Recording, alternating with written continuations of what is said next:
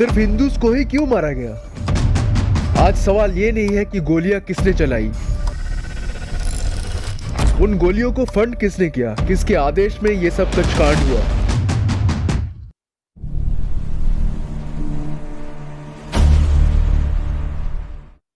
बाईस अप्रैल 2025 बैसरन वैली, पहलगाम। लोग इसे मिनी स्विट्जरलैंड कहते हैं। जन्नत का एक टुकड़ा। धूप खिली थी। 200 से ज्यादा टूरिस्ट मौज बना रहे थे। केरला से आए फैमिलीज, बंगाल के लोग, गुजरात के ट्रेडर्स। एक 12 साल का लड़का आर्यन फ्रॉम लखनऊ अपनी माँ का हाथ पकड़कर पोनी राइड करने की जिद कर रहा था। उसका पिता कैमरा से वीडियो बना रहा था। वो सोच रहे थे कि यादें होंगी। एक लोकल पोनी वाला बशीर अहमद एक 5 साल की नन्ही बच्ची को हंसा रहा था, पोनी को धीरे धीरे घुमाकर। 1:45 जंगल से 3 साए निकले, इंडियन आर्मी जैसे कैमोफ्लेज यूनिफॉर्म में, लेकिन हाथों में पाकिस्तानी 56 राइफल्स और ग्रेनेड्स। कोई वार्निंग नहीं, कोई कुछ नहीं। पहली गोली बशीर अहमद के सीने में। उसने उस बच्ची को अपनी ढाल बनाने की कोशिश की थी। आतंकवादी चिल्लाया, साला काफी रुके दलाल। फिर शुरू हुआ कत्लेआम। उन्होंने सबको घेरा। लाइन में खड़े हो जाओ, आईडीज दिखाओ। जिनके नाम हिंदूज थे उन्हें अलग खींचकर पॉइंट ब्लैंक पर गोली मारी गई।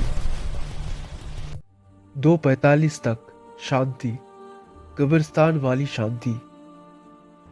26 लाशें हरी घास पर बिछी हुई थी। ये सिर्फ एक टेररिस्ट अटैक नहीं था। हिंदूज को मारो, टूरिज्म को खत्म करो, कश्मीर की इकोनॉमी और इंडियाज नॉर्मल सी नैरेटिव को तोड़ दो। पहलगाम में इस वक्त हूँ, परेशानी की हालत में हूँ। तो कितना बड़ा नुकसान है? अंदाज़ा नहीं कितना परेशान है हम, कितना नुकसान हुआ। ये सब के लिए नुकसान है। पहले इंसानी जो जाने चले गई, इनका बड़ा दुख है हमें। हम खुद परेशान है, हमें समझ में नहीं आ रहा है हम कहाँ पे है। मैं हूँ वर्ड। आज हम पर्दे हटाएंगे। इस शतरंज को समझना जरूरी है। टेररिस्ट तो बस ब्रेन वॉश्ड इंसान है, असल खूनी कोई और ही है।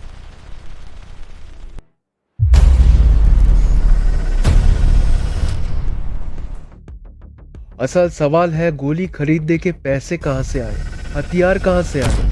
इसी सवाल का जवाब ढूंढने के लिए एनआईए और रॉ की जॉइंट टीम ने एक फाइनेंशियल इन्वेस्टिगेशन शुरू की थी। नाम ऑपरेशन डिजिटल ट्रेन। उन्होंने द रेजिस्टेंट फ्रंट, लश्कर तैयबा के भावलपुर और मुजफ्फराबाद कैंप से मिली लेजर्स और हार्ड ड्राइव्स को एनालाइज किया।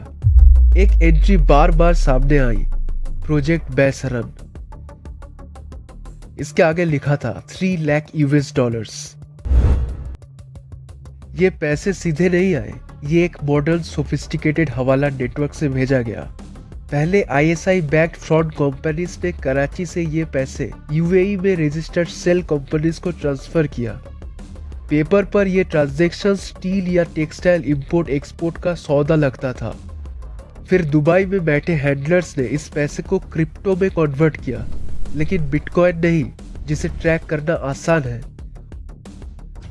उन्होंने यूज किया मोनेरो XMR, एक प्राइवेसी कॉइन जिसका ट्रेल ट्रेस करना लगभग नामुमकिन है। ये क्रिप्टो वॉलेट्स के जरिए जम्मू कश्मीर में बैठे ओवरग्राउंड वर्कर्स जैसे कि सगात गुल तक पहुंचा। सगात गुल, जिसे इंडिया ने टेररिस्ट डिजिग्नेट किया है, इस पूरे ऑपरेशन का की हैंडलर था। फिर ये क्रिप्टो कैश में कन्वर्ट होकर उन 3 आतंकवादियों तक पहुंचा। $3 लाख। 26 मासूम जिंदगियों की कीमत।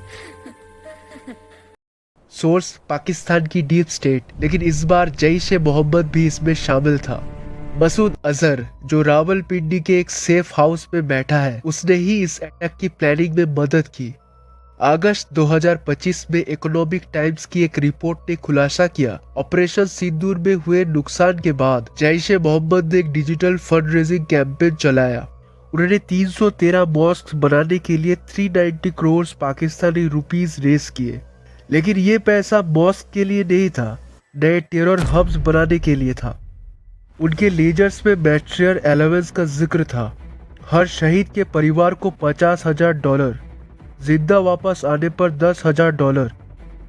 ये एक बिजनेस मॉडल है जिसका रॉ मटेरियल है मजहबी जुनून। लेकिन इस मनी ट्रेल के अंदर एक ऐसा फैक्ट छुपा है जो कभी किसी पब्लिक रिपोर्ट में सामने आया ही नहीं।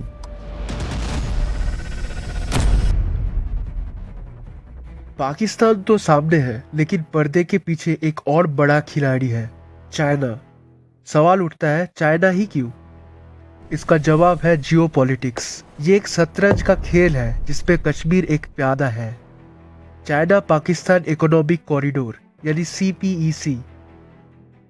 चाइना का 62 बिलियन से ज्यादा इन्वेस्टमेंट है इसके ऊपर, जो ग्वादर पोर्ट को सिंजियांग से जोड़ता है। और ये कॉरिडोर कहां से गुजरता है? पाकिस्तान ऑक्युपाइड कश्मीर से। और ये जगह चाइना के लिए काफी इम्पोर्टेंट है क्योंकि ट्रेड रूट, चाइना को मिडिल ईस्ट और अफ्रीका से तेल और गैस लेने के लिए एक छोटा सा सुरक्षित रास्ता मिलता है। इससे उन्हें मलक्का स्ट्रेट का लंबा समुद्री रास्ता छोड़ना पड़ता है। रीजनल डेवलपमेंट, चाइना के वेस्टर्न रीजन्स जैसे सिंजियांग का आर्थिक विकास होता है। जियोपॉलिटिकल इन्फ्लुएंस, इस प्रोजेक्ट से एशिया और इंडियन ओशन में चाइना का भौगोलिक और राजनीतिक प्रभाव बढ़ता है।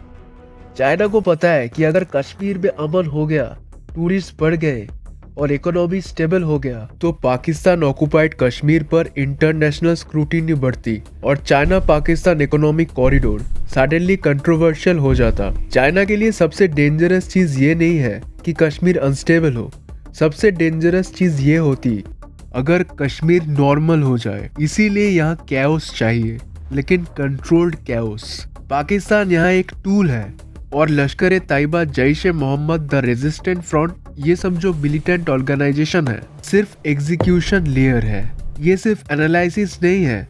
अटैक के डिवाइस की फॉरेंसिक रिपोर्ट ने एनक्रिप्टेड नेटवर्क्स रिवील किए। एक वॉइस नोट मिला था और मैसेज डिस्टर्बिंगली क्लियर था, टारगेट इकोनॉमी है, टूरिज्म तोड़ दो। और वही एग्जैक्टली हुआ। इस अटैक के बाद कश्मीर का टूरिस्ट फुटफॉल 70% गिर गया। जो लोग टूरिज्म पर जीते थे उनके लिए जिंदगी रुक गई। इसीलिए ये सिर्फ 26 लोगों की कहानियां नहीं है, ये कश्मीर की लाइफलाइन पर किया गया हमला था।